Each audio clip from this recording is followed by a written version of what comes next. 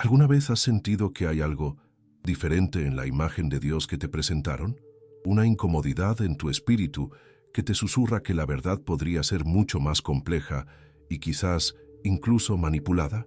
¿Qué pasaría si te dijera que la concepción de Dios y de Jesús, que miles de millones han seguido durante siglos, no surgió de una revelación divina pura, sino de las cenizas de un concilio donde el poder político, la ambición imperial y el deseo de control ideológico jugaron un papel mucho más decisivo de lo que jamás te atreviste a imaginar?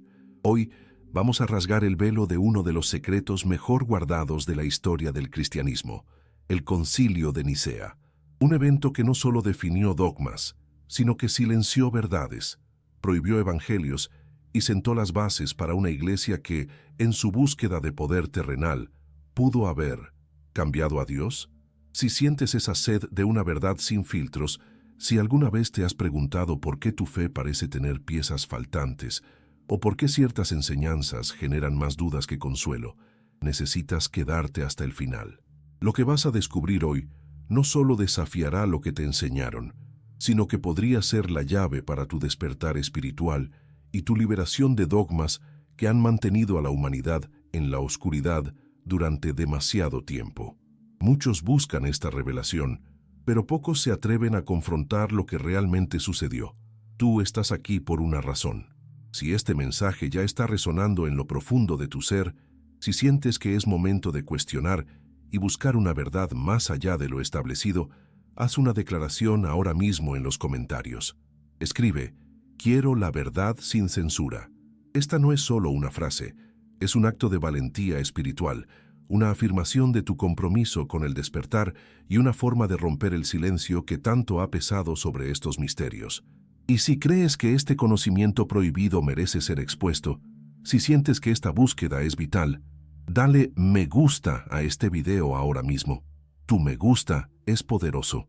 Ayuda a que este mensaje, que desafía narrativas oficiales, llegue a más almas sedientas, rompiendo las barreras que intentan ocultar estas revelaciones.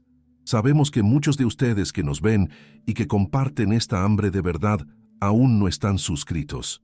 Si este es tu caso, y si no quieres perderte las investigaciones profundas y las verdades ocultas que continuaremos revelando, te invito a que te suscribas al canal y actives esa campanita. Es crucial que permanezcamos juntos en este viaje, porque las revelaciones que están por venir serán aún más profundas. Prepárate, porque estamos a punto de desenterrar un secreto que sacudirá los cimientos de tu entendimiento. Hermanas y hermanos, en esta incesante búsqueda de la verdad, hoy dirigimos nuestra mirada investigativa hacia un evento que, aunque presentado como un pilar de la fe cristiana, podría ser en realidad la piedra angular de una vasta manipulación espiritual, el primer concilio de Nicea del año 325, lejos de ser un simple cónclave de obispos devotos buscando la pureza doctrinal. Existen evidencias perturbadoras que sugieren que Nicea fue un calculado punto de inflexión, un escenario donde la verdadera naturaleza de las enseñanzas de Jesús fue torcida y donde se fraguaron secretos que la Iglesia ha intentado sepultar durante siglos. Lo que se decidió allí no solo buscaba una supuesta unidad frente a herejías, se trataba de la consolidación del poder terrenal, de forjar una unidad política imperial bajo el disfraz de una fe única y de establecer un control ideológico férreo sobre la espiritualidad de millones. Este no es un ataque a la fe, sino una invitación a un despertar, a cuestionar si la estructura del cristianismo que conocemos hoy es un reflejo fiel del mensaje original o el resultado de una profunda alteración orquestada. Vamos a levantar el velo sobre este misterio, exponiendo cómo las decisiones tomadas en Nicea sentaron las bases para un sistema religioso que pudo haber censurado la revelación divina para servir a intereses humanos, redefiniendo la figura de Dios y el camino hacia Él de una manera que aún impacta nuestro despertar espiritual. Lo prohibido y lo oculto de este concilio deben salir a la luz. La historia oficial nos pinta un cuadro de obispos devotos debatiendo apasionadamente sobre la naturaleza de Jesús, buscando la verdad divina en medio de un mar de interpretaciones. Sin embargo, si escarbamos un poco más profundo, Si nos atrevemos a cuestionar las crónicas escritas por los vencedores, comenzamos a vislumbrar una realidad mucho más compleja y, francamente, más terrenal. El Concilio de Nicea no surgió en un vacío espiritual, emergió en un contexto de profundas divisiones dentro del cristianismo primitivo. Sí, pero también en un imperio romano que crujía bajo el peso de sus propias contradicciones y que necesitaba desesperadamente un nuevo aglutinante social. Pudo ser que la búsqueda de la verdadera fe fuera, en parte, una excusa para imponer una única visión, una que sirviera a los intereses de quienes ostentaban el poder terrenal. Este misterio nos lleva a preguntarnos sobre la verdadera intención detrás de la estandarización de las creencias. ¿Se buscaba realmente la luz divina o se pretendía apagar otras luces, otras interpretaciones que ofrecían un camino diferente hacia lo sagrado, un camino quizás más personal y menos dependiente de una institución en ciernes? La sombra de la manipulación comienza a extenderse sobre este evento, sugiriendo que la fe de millones fue redefinida no por una revelación divina directa, sino por decisiones tomadas en salones llenos de intrigas políticas y ambiciones de poder. Lo que se decidió en Nicea tendría consecuencias que resonarían por milenios, afectando la vida espiritual de incontables generaciones y silenciando voces que clamaban por un entendimiento diferente de lo sagrado, un entendimiento que hoy consideramos apócrifo o herético precisamente por estas decisiones. Pensemos por un momento en el ambiente de la época.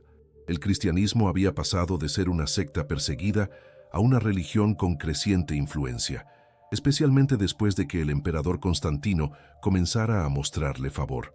¿Fue este favor desinteresado, una genuina conversión espiritual del emperador o una jugada política maestra? La convocatoria misma del concilio por parte de Constantino, una figura eminentemente política y militar, ya debería encender nuestras alarmas. ¿Desde cuándo los emperadores, guardianes del poder terrenal, se preocupan tan profundamente por la sutileza de la doctrina teológica, a menos que esa doctrina tenga implicaciones directas sobre la gobernabilidad y la cohesión de su imperio? La idea de una pureza doctrinal impuesta desde arriba, bajo la supervisión imperial, huele más a estrategia de Estado que a búsqueda humilde de la verdad de Jesús.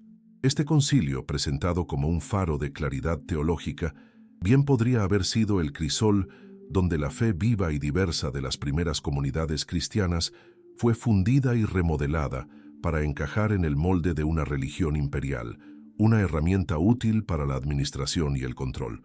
La promesa de una revelación divina se entrelazaba, así, con la cruda realidad de la política.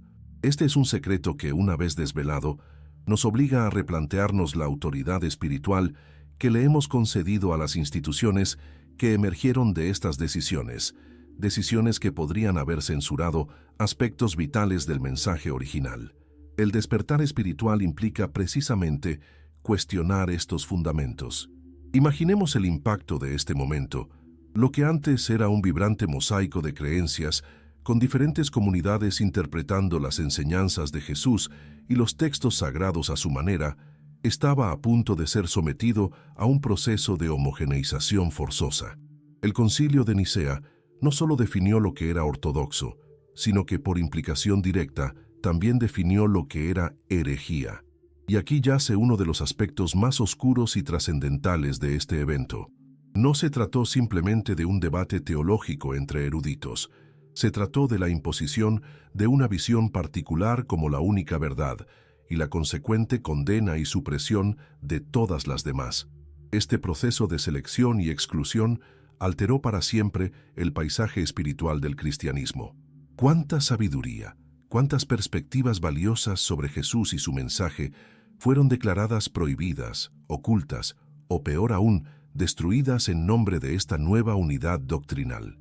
El concepto de una Iglesia universal comenzaba a tomar forma, pero ¿a qué costo? El costo fue posiblemente la pérdida de una riqueza interpretativa que reflejaba la diversidad de la experiencia humana con lo divino. Lo que se vendió como una victoria de la verdad podría haber sido, en realidad, una victoria del control, el primer gran paso hacia la institucionalización de la fe, donde la relación personal con Dios comenzaba a ser mediada y a menudo limitada por una jerarquía y un dogma rígidamente establecidos. Este es un misterio que clama ser investigado, pues sus ecos resuenan hasta nuestros días, en nuestra propia búsqueda de una conexión espiritual auténtica, libre de manipulaciones ancestrales. Por lo tanto, al considerar el Concilio de Nicea como un punto de inflexión, no estamos simplemente revisando un hecho histórico, estamos tocando las raíces mismas de cómo se construyó la fe cristiana que ha llegado hasta nosotros. Estamos cuestionando si la estructura que conocemos es la casa que Jesús quiso construir o una edificación posterior con cimientos que mezclan lo divino con lo político, la revelación con la estrategia. El objetivo de este concilio, más allá de las declaraciones oficiales, parece haber sido la creación de un sistema de creencias unificado que facilitara la administración de un imperio vasto y diverso. La pureza doctrinal se convirtió en sinónimo de uniformidad, y la uniformidad era esencial para el control ideológico. Aquellas enseñanzas que promovían una búsqueda espiritual más individual, aquellas que presentaban a un Jesús quizás más humano o que ofrecían interpretaciones místicas que escapaban al control de una autoridad centralizada, fueron consideradas peligrosas. La maquinaria de la censura comenzaba a operar a gran escala, y el resultado fue una versión del cristianismo que, si bien poderosa y expansiva, pudo haber sacrificado parte de su alma, parte de esa verdad original y multifacética, en el altar del poder y la unidad imperial. Este es el gran secreto de Nicea. No solo un concilio, sino una transformación profunda, una reorientación de la fe que nos exige hoy un despertar, una revisión valiente de lo que nos fue enseñado como verdad absoluta. Las profecías antiguas hablaban de tiempos de oscuridad y confusión. ¿Podría ser este un eco de esas manipulaciones tempranas? Adentremos ahora en una de las consecuencias más palpables y, me atrevería a decir, trágicas del Concilio de Nicea, la deliberada y sistemática supresión de interpretaciones alternativas y textos sagrados que no encajaban con la nueva ortodoxia impuesta. Imaginen por un momento la riqueza espiritual que existía en los primeros siglos del cristianismo, un florecimiento de comunidades diversas, cada una con su propia comprensión de las enseñanzas de Jesús, cada una atesorando escritos que reflejaban su experiencia directa con lo divino. Sin embargo, tras Nicea, este panorama de diversidad comenzó a ser perseguido.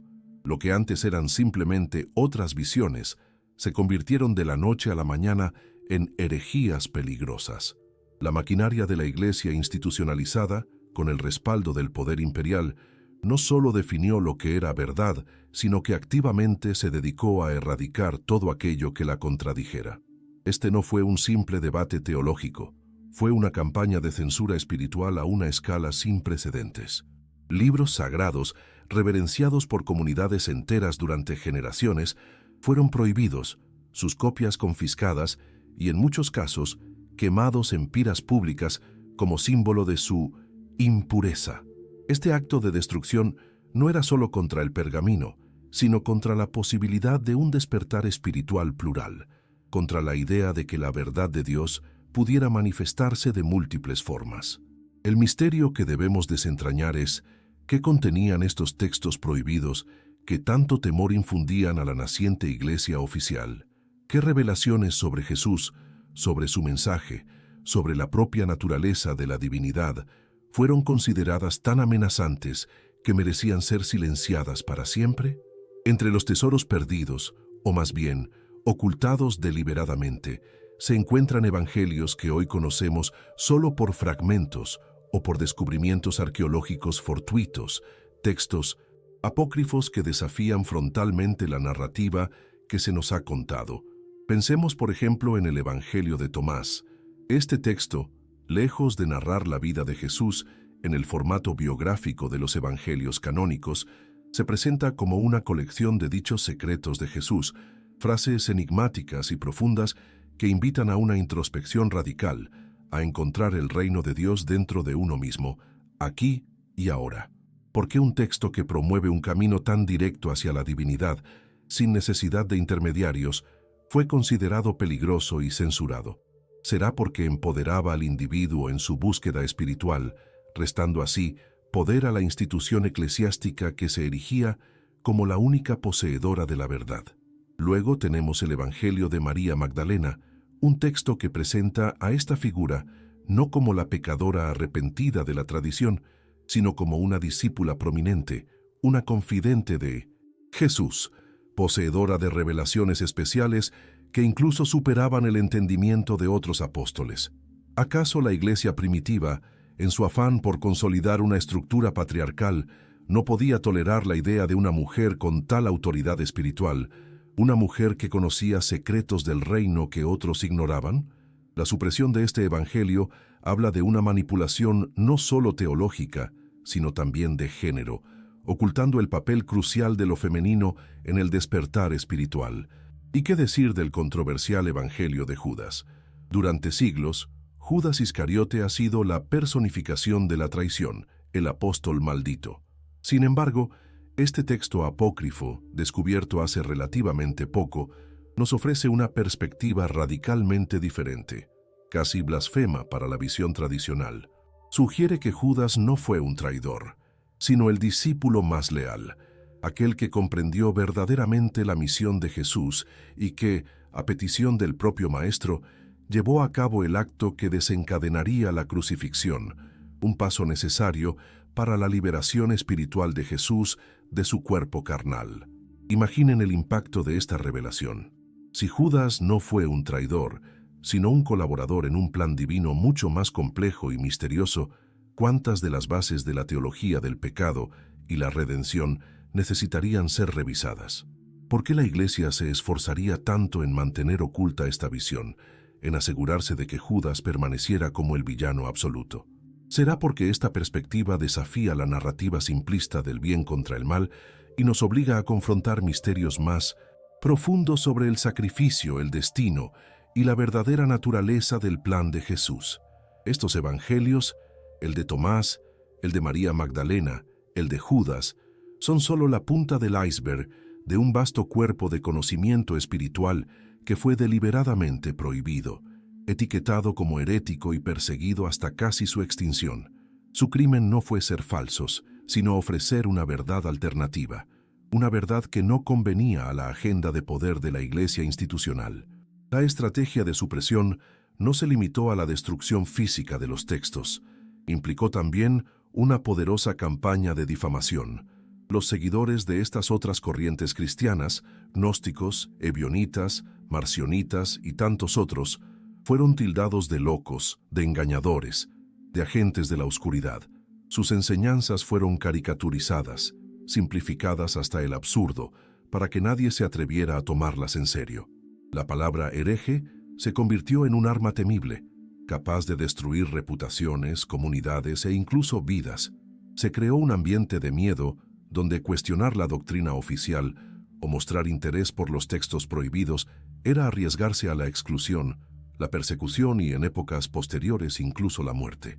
Este control del pensamiento, esta manipulación de la información, aseguró que solo una versión de la historia de Jesús, una versión cuidadosamente editada y aprobada por la Iglesia de Roma, llegara a las masas. ¿Cuántas profecías, cuántos secretos sobre el camino espiritual, cuántas claves para un despertar más profundo fueron silenciadas por este miedo? La verdad, sin embargo, tiene una forma curiosa de persistir, de filtrarse a través de las grietas de la historia, esperando a ser redescubierta por aquellos con el coraje de buscar más allá de lo permitido, más allá de lo censurado. El eco de estas voces acalladas resuena hoy, llamándonos a investigar esos misterios. Así, el legado de Nicea no es solo la formulación del credo que muchos recitan, sino también la creación de una antibiblioteca, un vasto archivo de sabiduría espiritual prohibida, de conocimiento oculto que fue considerado demasiado explosivo para el consumo público. La Iglesia, al erigirse como la única guardiana de la verdad, decidió qué partes del mensaje de Jesús eran seguras y cuáles debían ser eliminadas. Este proceso de selección no fue guiado únicamente por una búsqueda de la verdad teológica, sino por la necesidad de construir una narrativa coherente y controlable, una que sustentara su creciente poder institucional. La promesa de una revelación divina fue así filtrada, recortada y adaptada para servir a fines que quizás el propio Jesús jamás habría imaginado.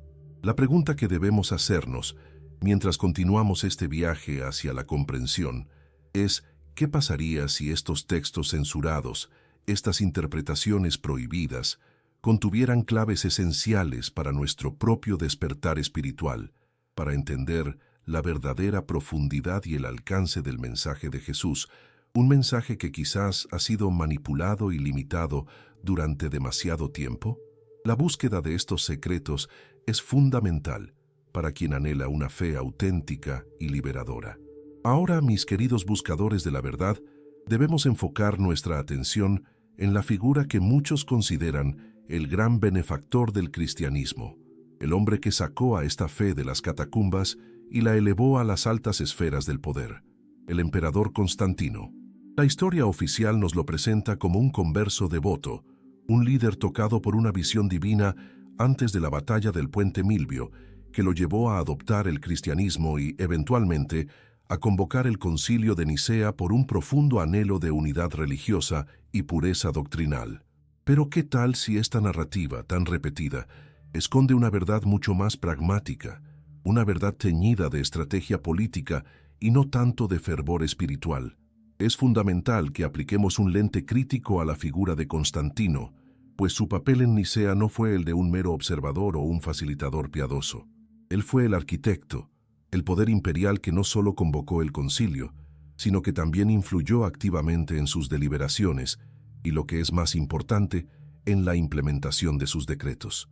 Este misterio nos lleva a cuestionar si la conversión de Constantino y su subsiguiente patronazgo del cristianismo fueron actos de fe genuina, o más bien una brillante maniobra política para consolidar su propio poder y unificar un imperio romano que se encontraba peligrosamente fragmentado y al borde del colapso. La revelación que aquí se esconde es que la fe pudo haber sido utilizada como cemento para un imperio en ruinas, y las doctrinas sagradas como herramientas de Estado. Pensemos en el contexto. A principios del siglo IV, el Imperio Romano era un gigante con pies de barro, sacudido por décadas de guerras civiles, crisis económicas y una creciente división cultural e ideológica. Constantino, un general astuto y un político consumado, entendía perfectamente que la fuerza militar por sí sola no era suficiente para mantener unido un territorio tan vasto y diverso. Necesitaba una nueva narrativa, un nuevo pegamento social, una ideología unificadora que trascendiera las lealtades locales y étnicas. Y aquí es donde el cristianismo, con su creciente número de seguidores a lo largo y ancho del imperio, su organización y su mensaje de hermandad universal, aunque interpretado de diversas maneras, se presentaba como un candidato ideal. ¿No sería más plausible que Constantino viera en el cristianismo no tanto la promesa de salvación eterna para su alma, sino la promesa de estabilidad y cohesión para su imperio terrenal? La convocatoria del Concilio de Nicea, bajo esta luz, adquiere un cariz completamente diferente.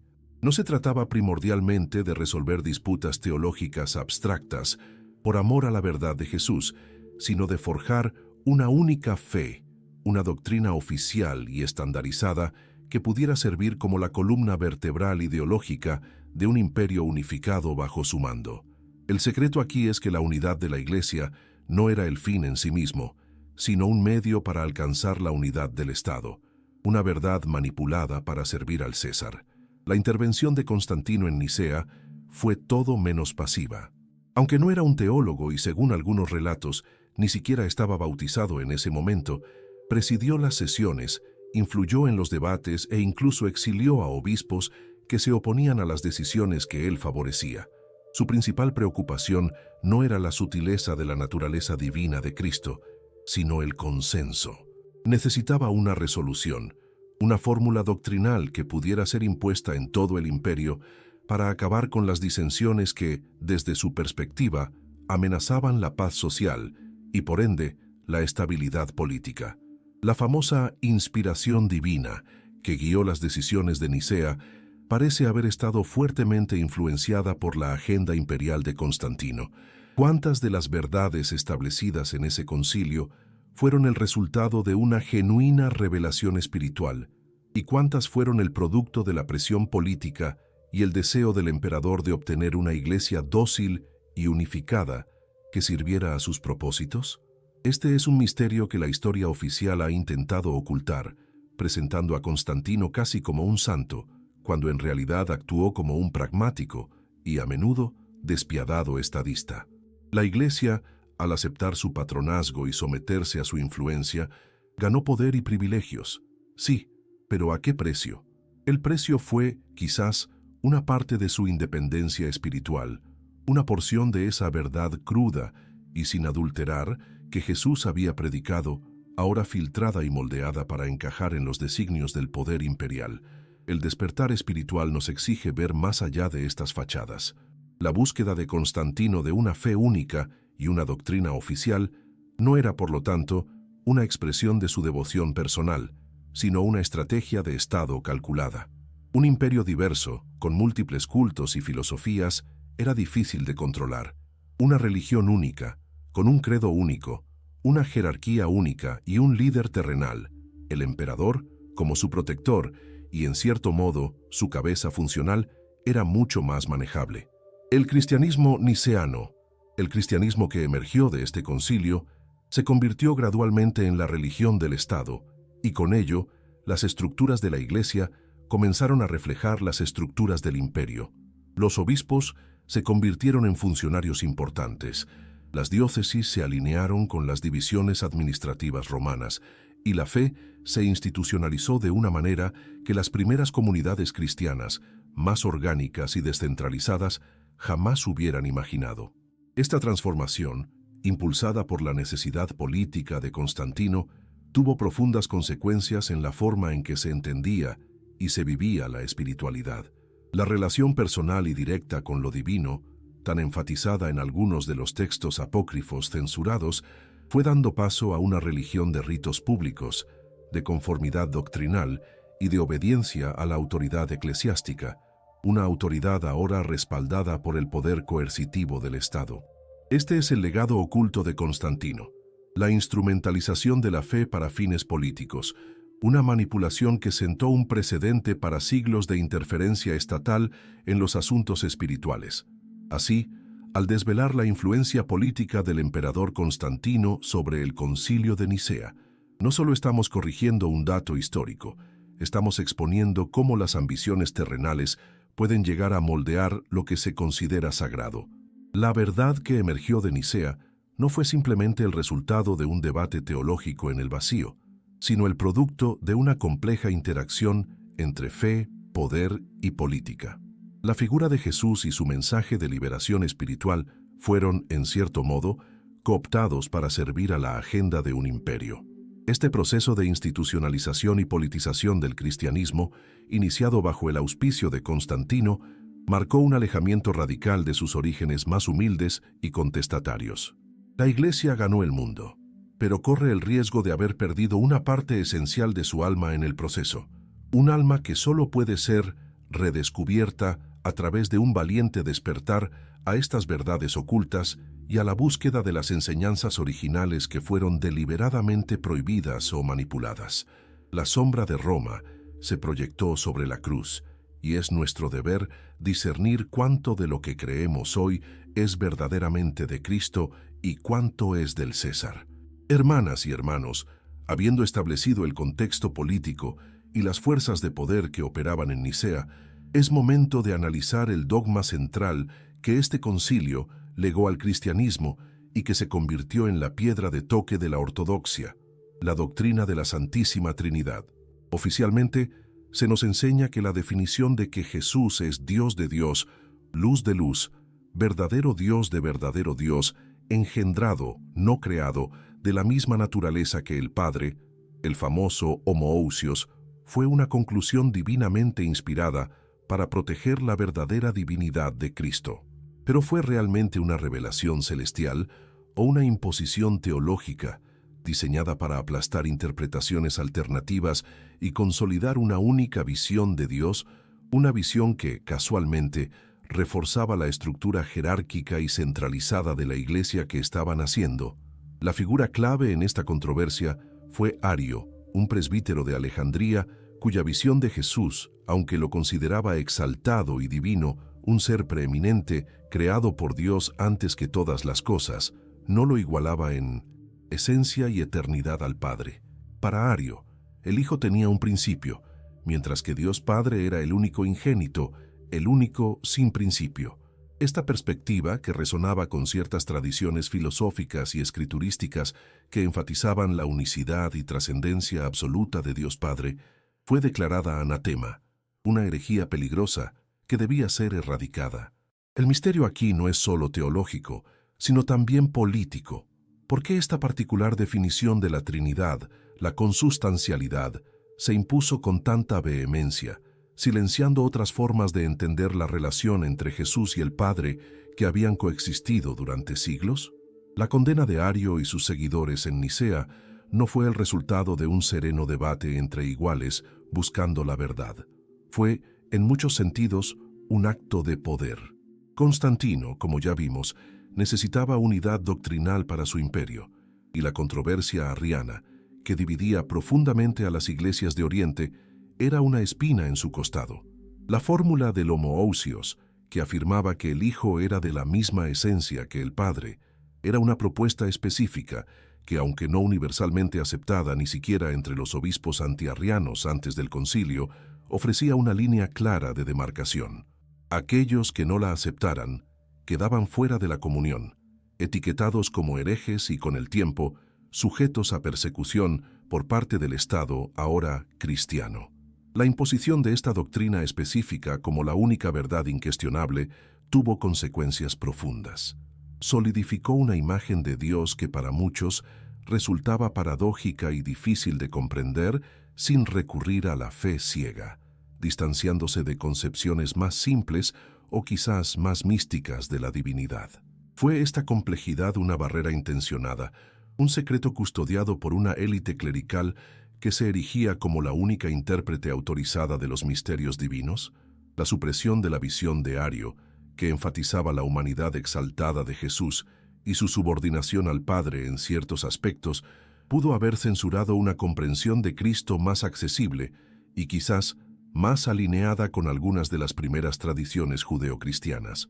Este es un secreto celosamente guardado, que la Trinidad, tal como la conocemos, no fue un consenso unánime, sino una victoria de una facción teológica respaldada por el poder imperial. Es crucial entender que antes de Nicea existía una mayor fluidez en las interpretaciones sobre la naturaleza de Jesús y su relación con el Padre. Algunas comunidades enfatizaban su divinidad, otras su humanidad. Algunas veían una unidad de esencia, otras una unión de voluntad o una adopción divina. La imposición del credo niceano como la única verdad acabó con esta diversidad, creando un estándar rígido que no admitía disidencia. La doctrina de la Trinidad, con sus intrincadas formulaciones filosóficas tomadas en parte del neoplatonismo, se convirtió en una prueba de lealtad a la Iglesia oficial y, por extensión, al orden imperial que la respaldaba. ¿Pero qué se perdió en este proceso? Se perdió, quizás, la posibilidad de un diálogo más abierto sobre la naturaleza de Dios, una exploración espiritual menos dogmática y más experiencial. La afirmación de que Jesús era de la misma esencia y eterno como Dios Padre no solo condenaba la visión de Ario, sino que también eclipsaba otras cristologías que, sin negar la divinidad de Cristo, la entendían de maneras diferentes. El misterio de la Trinidad, en lugar de ser una invitación a la contemplación profunda, se convirtió para muchos en una fórmula que debía ser aceptada sin cuestionamientos, so pena de ser considerado un enemigo de la fe y, por ende, del orden establecido. La manipulación aquí fue sutil pero poderosa. Definir a Dios de una manera específica para controlar cómo la gente se relacionaba con lo divino y con la institución que decía representarlo. La afirmación de que esta doctrina de la Trinidad fue impuesta no es una exageración. Si bien hubo debates y discusiones, la presión del emperador y la determinación de la facción que finalmente prevaleció fueron decisivas. Obispos que inicialmente se resistieron o que proponían fórmulas de compromiso fueron presionados, amenazados con el exilio o incluso depuestos. El objetivo no era tanto alcanzar una verdad compartida como establecer una norma incuestionable. Esta verdad incuestionable sobre la naturaleza de Dios tendría enormes repercusiones en el desarrollo posterior del cristianismo, influenciando desde la liturgia y la oración hasta la teología sistemática y la persecución de aquellos considerados trinitariamente incorrectos. El despertar espiritual contemporáneo nos llama a examinar críticamente estos fundamentos dogmáticos, no para descartarlos sin más, sino para entender su origen, las luchas de poder que los rodearon y las alternativas que fueron silenciadas. ¿Es la concepción trinitaria de Dios la única forma válida de entender la revelación divina, o es una construcción histórica que, aunque venerada, podría estar limitando nuestra comprensión de un misterio que, por definición, trasciende toda formulación humana? Las profecías de un tiempo de gran confusión espiritual podrían estar relacionadas con estas imposiciones doctrinales que alejaron a la gente de una conexión más directa y personal con la fuente de toda verdad. Por lo tanto, la proclamación de la doctrina trinitaria en Nicea como verdad absoluta y excluyente representa un momento crucial en la historia de cómo la Iglesia definió a Dios para nosotros.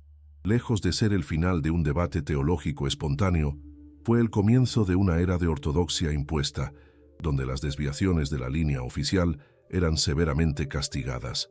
La figura de Jesús, compleja y multifacética en los primeros escritos y tradiciones, fue progresivamente encerrada en fórmulas dogmáticas que, si bien buscaban proteger su divinidad, también pudieron haberla distanciado de la experiencia humana y haber censurado aspectos de su mensaje que no encajaban con la agenda de una iglesia cada vez más poderosa y entrelazada con el Estado. La pregunta que resuena a través de los siglos es: ¿esta imposición de la Trinidad nos acercó o nos alejó del verdadero Jesús, del verdadero mensaje de liberación espiritual? ¿Y qué secretos sobre la naturaleza de Dios y del universo podrían yacer ocultos en esas visiones alternativas que fueron tan brutalmente reprimidas? La búsqueda de un cristianismo más auténtico nos obliga a confrontar estas preguntas incómodas, a mirar más allá del velo de la ortodoxia y a redescubrir las verdades que fueron prohibidas. Hermanas y hermanos, hemos recorrido un camino que nos ha llevado desde las intrigas políticas de Constantino hasta la imposición de doctrinas como la Trinidad.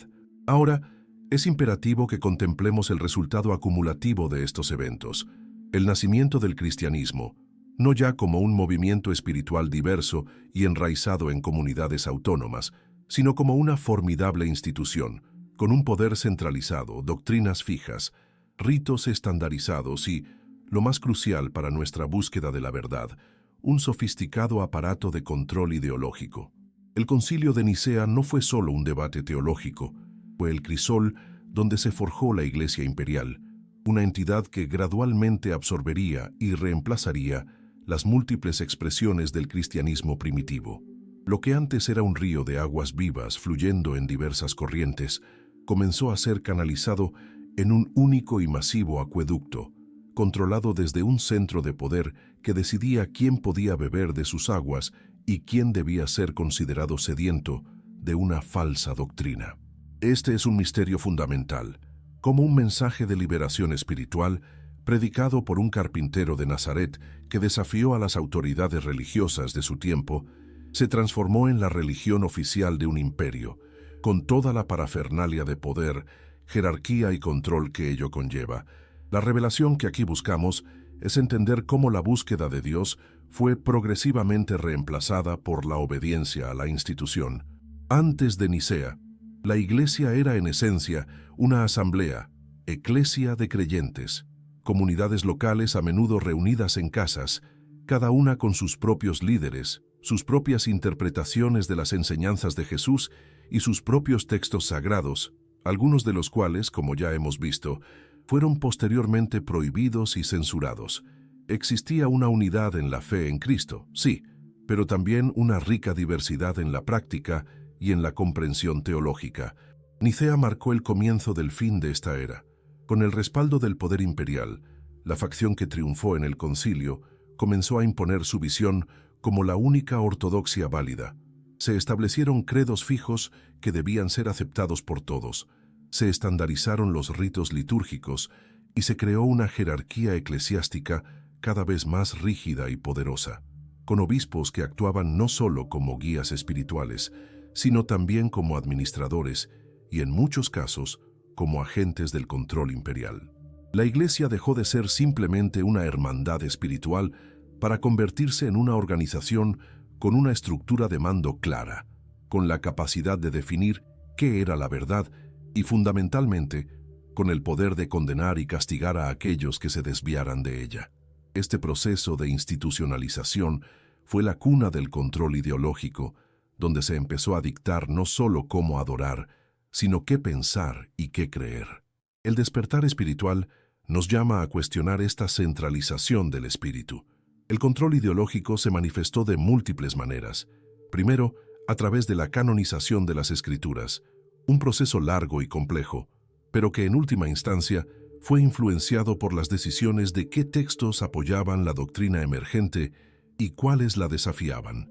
Los libros que conocemos hoy como el Nuevo Testamento fueron seleccionados, mientras que otros muchos evangelios, hechos y epístolas apócrifas, que contenían visiones diferentes de Jesús y de su mensaje, fueron deliberadamente excluidos y prohibidos.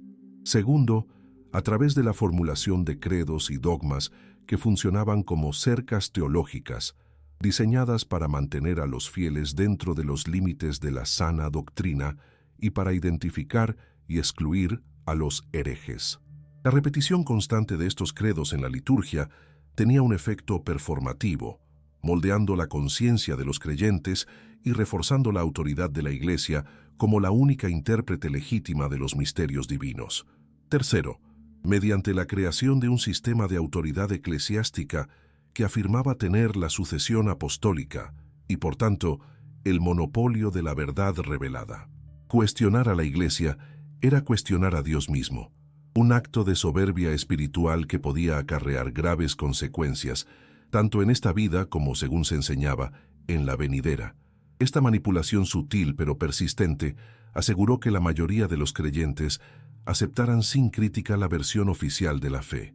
El poder para condenar herejías se convirtió en una herramienta fundamental de este control ideológico. La etiqueta de hereje no era una simple designación teológica, era una sentencia social y a menudo política. Los herejes eran vistos como una amenaza para la unidad de la Iglesia y, por extensión, para la estabilidad del imperio. Eran los disidentes, los que se atrevían a pensar diferente, los que proponían caminos alternativos hacia lo sagrado. La Iglesia institucionalizada, en alianza con el poder estatal, desarrolló mecanismos para identificar, juzgar y suprimir estas desviaciones. Desde la excomunión y el ostracismo social hasta, en épocas posteriores, la persecución física, la tortura y la ejecución, la historia de la Iglesia está marcada por su lucha contra aquellos que osaron desafiar su autoridad doctrinal. Lo que se presentaba como una defensa de la verdad era, en muchos casos, una defensa del poder institucional y una supresión de cualquier forma de espiritualidad que no pudiera ser controlada desde el centro. Este es un secreto doloroso, pero necesario de confrontar si queremos alcanzar un despertar espiritual auténtico, que la institución que decía representar al príncipe de la paz a menudo usó la violencia y la coerción para imponer su visión del mundo. Las profecías de un poder que se haría pasar por divino mientras oprime la verdad podrían encontrar aquí un eco inquietante. Así, el Concilio de Nicea y sus secuelas no solo definieron doctrinas, sino que dieron a luz a un nuevo tipo de cristianismo, un cristianismo institucionalizado, jerarquizado y con un formidable aparato de control sobre las mentes y los corazones de sus fieles. La espontaneidad y diversidad de las primeras comunidades cristianas fueron sacrificadas en el altar de la unidad imperial y la ortodoxia doctrinal. La búsqueda personal de la verdad, la experiencia directa de lo divino, tan valorada en muchos de los textos apócrifos, fue gradualmente reemplazada por la adhesión a un sistema de creencias y prácticas dictado desde arriba. Este modelo de iglesia, que ha persistido durante siglos, nos obliga a preguntarnos si en el proceso de ganar el mundo no se perdió algo esencial del mensaje original de Jesús. Es posible que la verdad que nos fue transmitida sea una versión editada y censurada, diseñada más para el control social que para la liberación espiritual. La tarea que tenemos por delante, como buscadores de una fe más profunda y auténtica, es precisamente la de discernir entre el núcleo vivo del mensaje de Jesús y las capas de institucionalización y control ideológico que lo han recubierto a lo largo de la história. Excelente.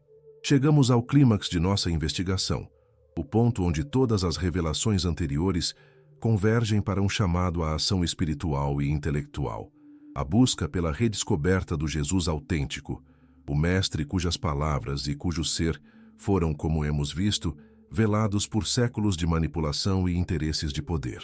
Aqui está a produção textual para o tópico 6. Tópico 6. La búsqueda por el redescubrimiento del Jesús histórico.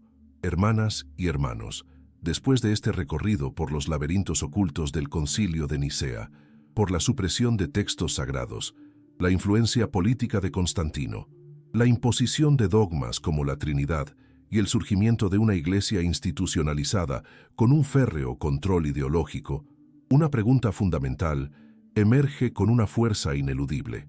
La fe que hoy practicamos, las creencias que hemos heredado, ¿son verdaderamente el fruto de una revelación divina pura e inalterada? ¿O son, en gran medida, el resultado de decisiones políticas, de luchas de poder y de estrategias de control implementadas hace siglos? Este cuestionamiento no busca destruir la fe, sino purificarla, liberarla de las adherencias humanas que han oscurecido el mensaje original de Jesús. Es una invitación valiente a emprender la búsqueda del Jesús histórico, aquel que caminó por Galilea, que predicó un mensaje radical de amor, justicia y liberación espiritual, mucho antes de que su figura fuera moldeada y adaptada para servir a los intereses de un imperio y de una institución eclesiástica. Este viaje hacia el pasado no es un mero ejercicio académico, es una necesidad vital para nuestro despertar espiritual, una forma de reconectar con la fuente misma de nuestra inspiración, despojándola de los ornamentos y las distorsiones que le fueron impuestos. El misterio final que debemos abordar es si podemos y cómo podemos encontrar a ese Jesús auténtico entre los escombros de la historia manipulada. La búsqueda del Jesús histórico implica necesariamente una reconsideración valiente y abierta de aquellos textos y perspectivas que fueron silenciados, prohibidos y catalogados como herejía por la Iglesia triunfante. Los evangelios apócrifos, como los de Tomás, María Magdalena, Felipe, Judas y tantos otros fragmentos de sabiduría gnóstica o de tradiciones judeocristianas primitivas, no deben ser descartados de antemano como meras curiosidades o falsificaciones. Deben ser estudiados con una mente crítica pero receptiva, pues podrían contener ecos de ese Jesús original, perspectivas sobre sus enseñanzas y su vida, que fueron deliberadamente censuradas porque no encajaban con la narrativa oficial que se estaba construyendo. ¿Qué pasaría si estos textos prohibidos nos ofrecieran una visión de Jesús más humana, más mística, más desafiante o incluso más revolucionaria que la que nos ha presentado la tradición? ¿Qué secretos sobre el reino de Dios, sobre la naturaleza del despertar espiritual o sobre el papel del individuo en su propia salvación podrían estar esperando ser redescubiertos en estas páginas olvidadas? Esta no es una invitación a aceptar ciegamente todo lo que se considera apócrifo, sino a ejercer nuestro discernimiento, a investigar, a comparar y sobre todo, a escuchar esa voz interior que resuena con la verdad, venga de donde venga. La verdad no puede ser propiedad exclusiva de ninguna institución, es un patrimonio de la humanidad que anhela la luz. Este camino de redescubrimiento nos exige también cuestionar las interpretaciones dogmáticas que nos fueron presentadas como verdades absolutas e inmutables. Doctrinas como la Trinidad, la expiación sacrificial o la naturaleza de la Iglesia y los sacramentos, tal como fueron formuladas y solidificadas tras Nicea, deben ser examinadas a la luz de esta búsqueda del Jesús anterior al imperio. ¿Resuenan estas complejas construcciones teológicas con la simplicidad radical del mensaje de amor y justicia del Sermón del Monte? o reflejan más bien las preocupaciones filosóficas y políticas de una época posterior. No se trata de negar la posibilidad de un misterio divino profundo, sino de preguntarnos si las fórmulas que hemos heredado son la única o la mejor manera de aproximarnos a ese misterio. La liberación espiritual que muchos anhelamos pasa por liberarnos también de las cadenas mentales de una teología que pudo haber sido diseñada tanto para iluminar como para controlar. El Jesús histórico, el profeta de Galilea, el maestro de sabiduría que habló en parábolas y desafió las convenciones, podría ofrecernos una visión de Dios y de la vida espiritual mucho más directa, personal y transformadora que la que se filtra a través de los dogmas institucionales. La manipulación de su figura es quizás el secreto mejor guardado por la Iglesia. Emprender esta búsqueda no es un camino fácil. Requiere coraje para cuestionar lo establecido, humildad para reconocer que no tenemos todas las respuestas y una profunda sed de verdad que nos impulse más allá de las narrativas cómodas y familiares. Significa estar dispuestos a confrontar la posibilidad de que mucho de lo que creíamos sagrado e intocable pueda tener cimientos más humanos y políticos de lo que imaginábamos.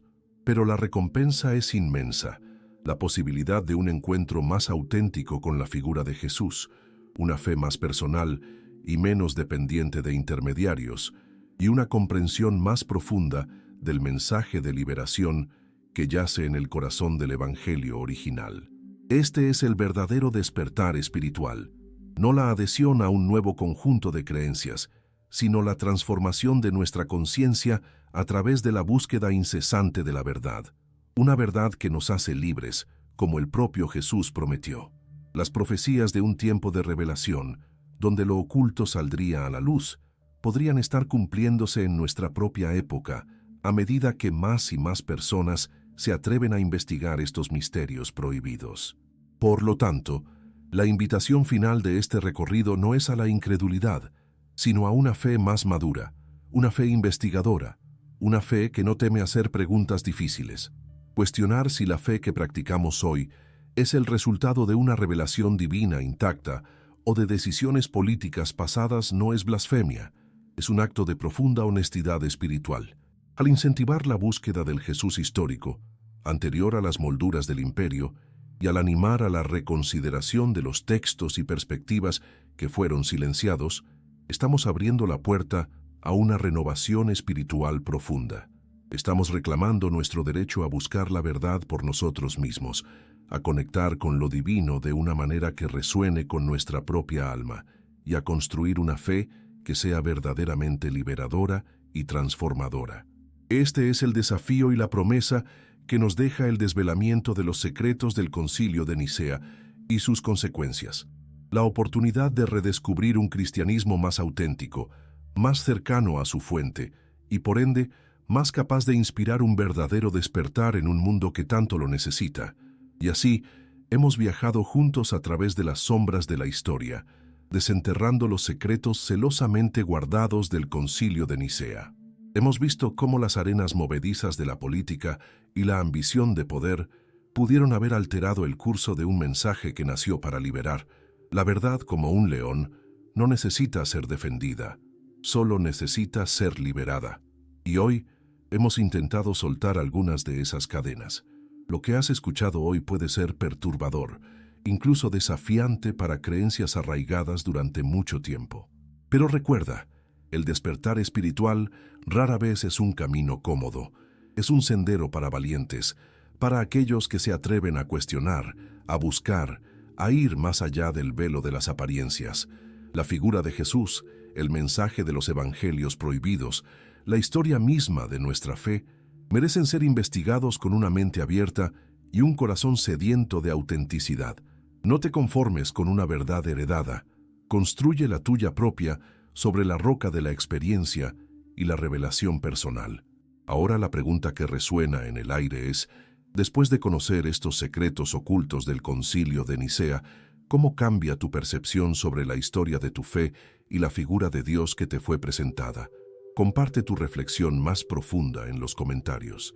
No es solo una opinión, es una declaración de tu despertar, un faro para otros buscadores que aún navegan en la oscuridad.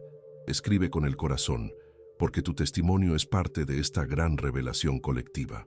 Si este viaje ha encendido una llama en tu interior, si sientes que es crucial continuar desvelando estos misterios y romper el silencio que ha durado siglos, asegúrate de estar suscrito a nuestro canal y de haber activado todas las notificaciones. Cada video es un paso más en esta senda de liberación espiritual, y no querrás perderte las verdades que aún están por ser reveladas. Ayúdanos a propagar esta luz. Y para que no detengas tu búsqueda aquí, te recomiendo que veas ahora mismo el video que está apareciendo en tu pantalla. Es la continuación perfecta para lo que hemos descubierto hoy, una pieza más del rompecabezas que estamos armando juntos para entender las verdades que nos fueron negadas. Haz clic y sigue profundizando. Recuerda siempre, la verdad no teme a la investigación. Sigue buscando, sigue cuestionando, sigue creciendo. La liberación espiritual es un derecho de nacimiento. Hasta nuestro próximo encuentro en esta senda del despertar. Que la luz de la verdad ilumine tu camino.